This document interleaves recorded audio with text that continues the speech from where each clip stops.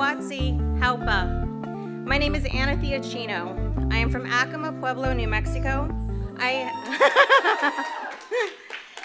am the Advancement Director for UltraViolet and a co-founder of a new project called Advanced Native Political Leadership. Today is my distinct honor to introduce my dear friend, Deb Haaland.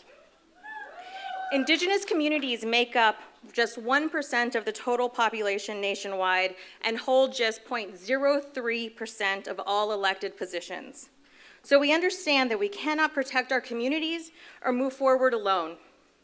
For years, Deb has cultivated relationships across cultures, issues, and faiths with an authenticity so compassionate it's beautiful and reflective of our collective values.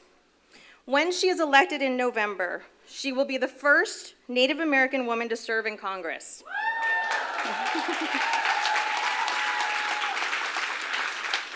As a single mother who struggled with making ends meet, she brings with her the strength of our ancestors who gifted us the survival skills and intelligence necessary to adapt to the harshest of environments. And she does this all with thoughtful strategy, humor, and grace. Please join me in welcoming our next Congresswoman from the beautiful state of New Mexico, Deb Haaland.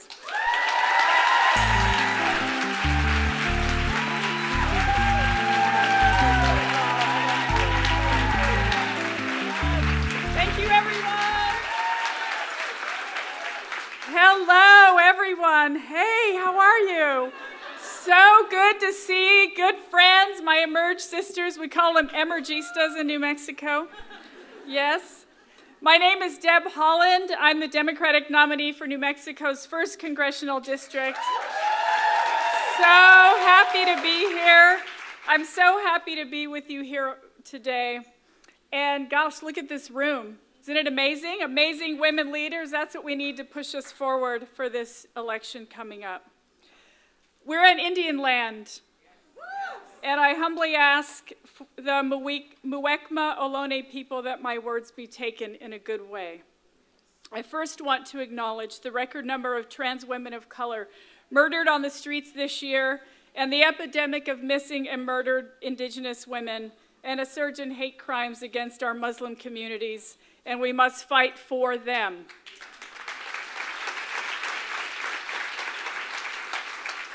I come from a small Pueblo village in central New Mexico, and I'm so grateful that my grandparents protected my culture and traditions for me. If elected in November, along with Sharice Davids in Kansas, we'll be the nation's first ever Native American Congresswomen.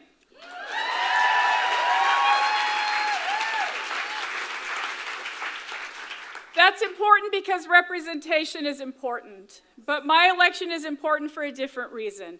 We need more people who understand struggle, who understand persistence, and who know what it means to be fierce in the face of difficulty. My first job during high school was at a local bakery for $1.95 minimum wage. When I graduated high school, I was promoted to cake decorator. I love decorating cakes, but no one I knew was talking about going to college, and no one encouraged me, including my parents, who neither of which went to college. I spent 10 years decorating cakes, beautiful cakes, I might add, before looking in the mirror one day and deciding I wanted more. 6 years later, I was 9 months pregnant and graduating from the University of New Mexico. I went on to earn my law degree with my beautiful queer daughter by my side, and it was really there that I realized my work could have an impact. As a second-year law student, I had worked very hard to pass a bill in the state legislature. It gave in-state tuition to members of New Mexico tribes regardless of their residency. The law has helped the most underrepresented people in higher education to achieve their educational dreams. That experience left me with one mission: to help elect Democrats who cared about the things that I care about. 15 years later, here I am running for Congress, and for no other reason than I worked really hard to get here.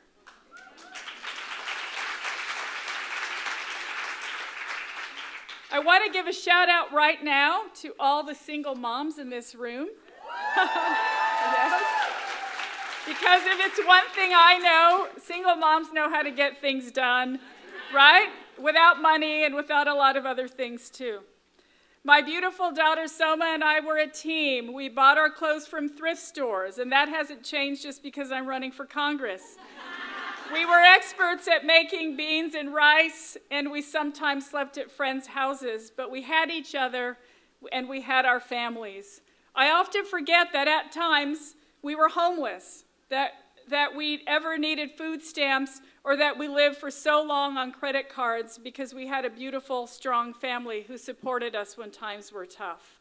We were like so many New Mexicans, struggling, and I never felt out of place.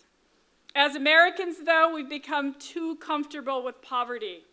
Our leaders often say no one who works full-time should ever go hungry, should ever be homeless, should ever be poor, but that is our country's reality. It's time we find our footing to work for the solutions to bring our people up, to work to eradicate this obscene pay inequity that is destroying our working families. I believe we can do better, that we can think bigger, and with more women in leadership roles after Election Day 2018, I believe we, us single moms, daughters, aunties, and even grandmas, can commandeer the conversation and right this ship. American voters right now agree, for the first time in history, a majority of Democratic nominees for Congress are women and people of color. And not only that, but Democratic voters are voting in greater numbers for diverse nominees. There's a reason for that. And the fact that our own president this week slashed the number of refugees America will accept by nearly 70% has set our country and our world on a dangerous path with our environment. And he and the Republicans talk of tying SNAP benefits and Medicaid benefits to work requirements. And yes, it just activates us, doesn't it? And by the way, no to Brett Kavanaugh. My campaign is the longest I've ever worked on any campaign, and I've worked on many. 18 months of speaking up for our need as a country to transition into 100% renewable energy. 18 months of speaking up for our land, water, and animals as the Republicans do all they can to wreak havoc on our country, including their bromance with the fossil fuel industry and giving up our public lands. 18 months of a fight that has continued since I was a young woman for women's reproductive rights, for labor unions to have the ability to collectively bargain, and for universal early childhood education. It's time for us to start thinking big together. It's time to start using our collective power to put people before profits, to get big money out of politics, and to ensure that families come first. Together we can make this happen. Together we can make big ideas our reality, with programs like universal child care, Medicare for all, and a Green New Deal. We'll fight the hatred sweeping our nation so that our children don't just survive but thrive. They say this year is going to be a blue wave. I say that isn't enough. We need a wave of representation for women of color, people with disabilities, our LGBTQ community, for poor people, for Muslim women, for Native women, working people, and for everyone who has been left out of our country's leadership. Because when we have true representation, we will build a better America together. Thank you so much. Thank you. Thank you.